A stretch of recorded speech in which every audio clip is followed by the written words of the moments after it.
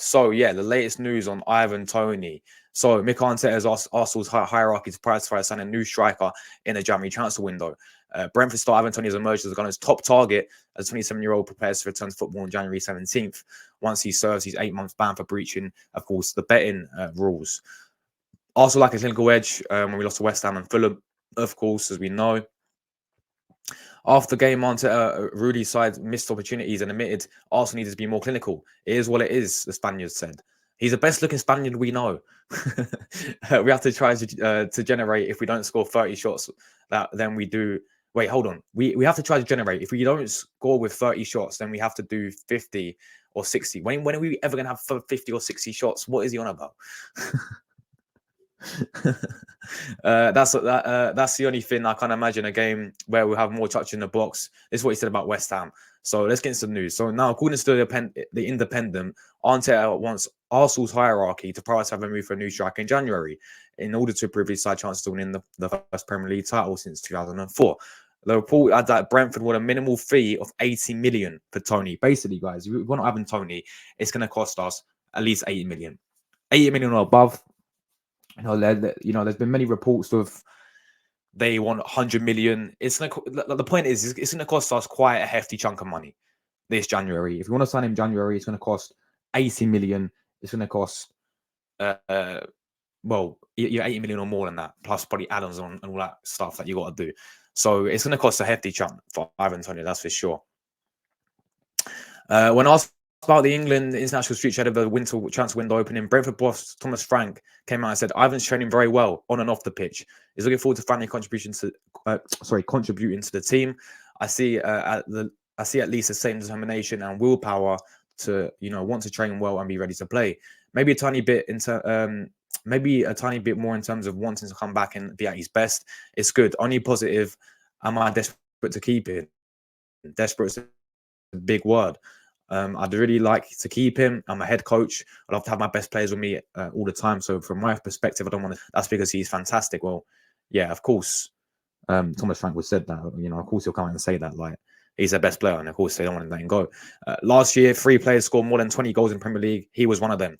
So obviously he's important for us. Important player for us. We're just enjoying him every day, and we're looking forward to when we can use him. I don't know about that. You have to ask Arsenal. Frank added if Brentford had received any bids for Toney. Come on, Football.London, you can do better than this. Like, they completely spelled his name wrong. As far as I know, Ivan is a Brentford player. So that is what Frank said about Ivan Toney. Like, obviously, he wants to keep him. Brentford want to keep Toney. It'd be interesting to see if this guy does stay at Brentford for January. Because, let's be real with it, right? Brentford are in a mess. You look at Brentford right now. They are on some horrific form. They for sure miss this player. They for sure miss Ivan Toney's goals because overall as a player, he was by far their best player, by far the most important player. They're currently 14th and they are in a bit of trouble at the moment, and they need to start picking up results. So he returns January 16th. That is when he can start playing again.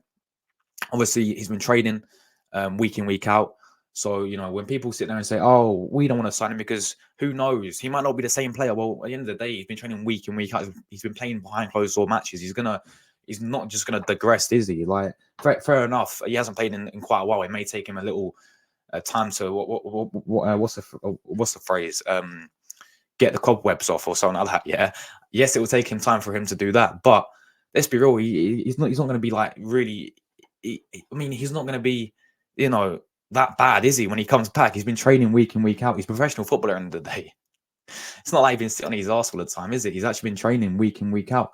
So it's just that he's not been getting the minutes, of course, because he's not allowed to until January the 17th.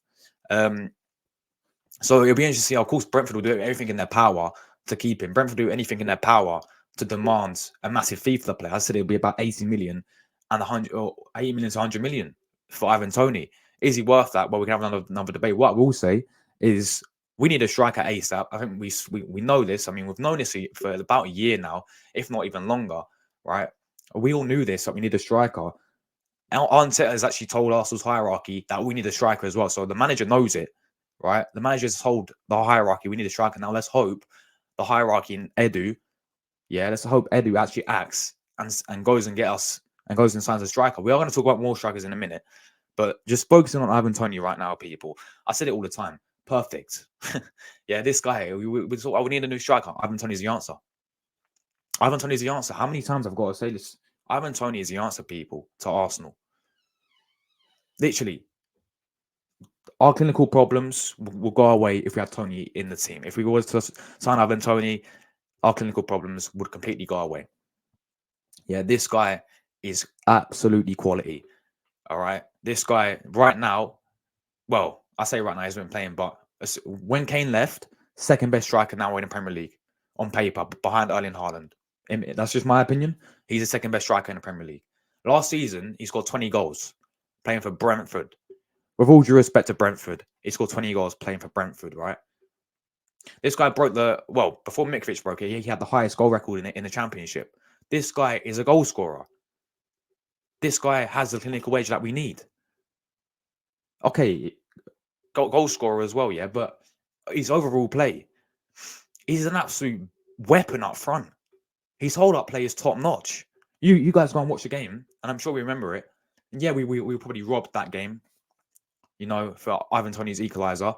But look at him against Arsenal at the Emirates. Saliba and Gabriel were struggling against him. We were struggling to stop Ivan Toney in the game because his hold-up play was top-notch, and he was an absolute nightmare to deal with up front.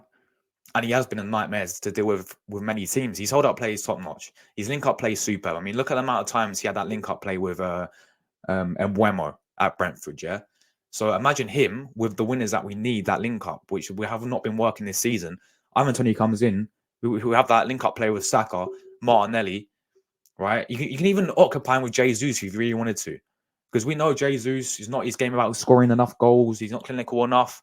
Gabriel Jesus is not about his game, but his game is he's a very good player, Jesus, and he has obviously great link-up play as well. Off the ball work is superb. So skillful on the ball. Creativity is really good, but when it comes and technicality is really good, but when it comes to goal scoring, that is where he's not about his game. Jesus, he's not good enough in that area in terms of scoring goals, right? But you can either occupy Toney with Jesus if you really wanted to. Jesus can play on the wing as well. You guys can remember Jesus can play on the right wing as well. He can play on the left wing. He can play, of course, up front. But Ivan Toney, for me, will have so much more service around him, so much more creativity around him, likes of Martin Odegaard, the likes of Saka, Martinelli, even Trossard, even our inverted wing backs as well. Zinchenko can go forward. He can, create chances. Ben White can cross the ball as well. So, he's going to have so much more, with all due respect to Brentford, so much more creativity around him. And if he's bagging 20 goals for Brentford with the likes of Mbeumo next to him and Wizard and Norgard in the midfield, whoever they have in the midfield, he's going to score for fun. Half a season, I guarantee this guy will get double digits straight away. I guarantee we signed Toney in January and he will finish as our top goal scorer. Simple as that. Yeah, this guy is perfect for Arsenal. This guy is a missing piece of the puzzle up front. We have Toney. I'm telling you something now. It will solve all our problems because we've seen how good this guy is. Yeah, I mean, the only issue which I say about this deal is Ivan Toney has a betting issue.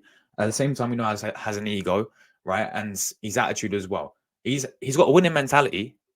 He wants to win, of course, but the ego issue could be a problem for our manager Arteta because we've seen how Arteta deals with these big egos. We've seen how Arteta deals with, we had egos in these type of big egos, like likes of Aubameyang, the likes of Guendouzi, Ozil as well. So many players, we've seen Arteta sort of have to deal with. Could Toney that is the only thing sort of, I'm a bit doubtful about this deal because we know that Toney, he's had a bit of a betting issue. Will Arteta like that? Probably not. But we're talking about a player here, yeah? And a player who bagged 20 goals last season for Brentford, a player who is a target man up front as well. He's so good when it comes to aerially. Like the air, in terms of like heading I'm talking about, yeah? In terms of like a target man in the box.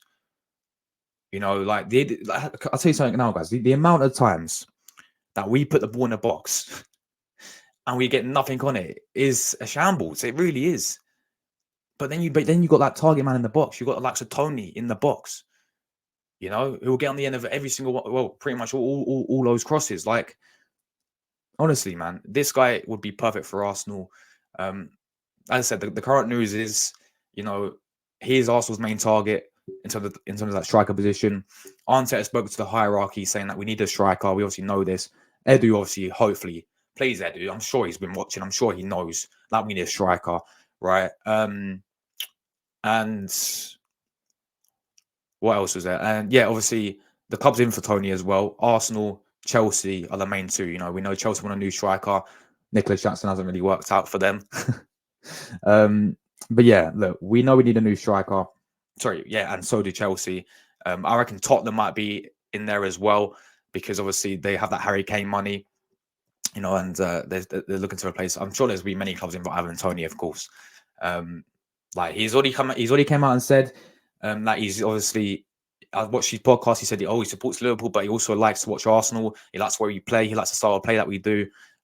So I'm sure the personal time has been no issue whatsoever. The question is, if we do, and it's nothing that worries me as well, like obviously Arsenal and Chelsea in a race, could it become down to one of those sort of like bidding wars again, which we have with Declan Rice and Man City, which we had with Mudryk. You know, Arsenal and Chelsea had that bidding war with Mudryk. Brentford will ask for, you know, a hefty amount of money, and that's for sure. And is it doable in January? Look, it's all about, as people said, you know, as this whole narrative going around, is we've got to sell before we buy. Is the FFP? We're on the FFP watch list or something because of how much we spent 200 million in the summer. So we've got to be careful how much we spend this summer. This January. You know, I mean, as I said, and plus, if you look at the history of Arsenal in the January window, we don't really go out there and spend big. Let's be real with it. Not many teams do, to be fair. It's just one of these windows where they just sort of boost their squads up. Summers where you get all the big spending. But you look at, I mean, the last time we signed like a big signing, we spent about 40, 50 million was Aubameyang. That was when we had Arsene Wenger in charge. You know, that was when that was 2018. That was, and we signed Aubameyang end of January. He played his first game in February, didn't he? And that was about 40. I mean, it's a fantastic signing, but that's about 40, 50 million. And we know that we need other positions as well as a striker. We need multiple other positions. You know, we need a midfielder. We need a defender. We might need a goalkeeper if Ramsdale goes in this January. You know, we might need a backup for Saka as well. Another left back. You know, we need plenty of positions, and let's be honest, we're not going to sign all of them in January at all. I mean, last season we signed 3 players. Obviously, Trossard instead of Mudryk turned out to be a very good signing. We signed obviously Kivior, who we now want to sell, by the way. So we splashed 23 million, and now we want to bin off Kivior. And then obviously we signed. My mind's gone blank. Who else did we sign in January? Last January. Jorginho. That's it. Jorginho. Yeah, we also signed Jorginho as well, which again wasn't our first choice. We wanted Caicedo. We couldn't get Caicedo. We couldn't afford Caicedo, so they got Jorginho. So you know, I look on Arsenal's history in terms of these January windows. It's not that great in terms of players that we go and sign. Trossard was a great signing last season, but that was about it. Let's be honest with it. So look, hopefully they prove me wrong, man. Hopefully they make me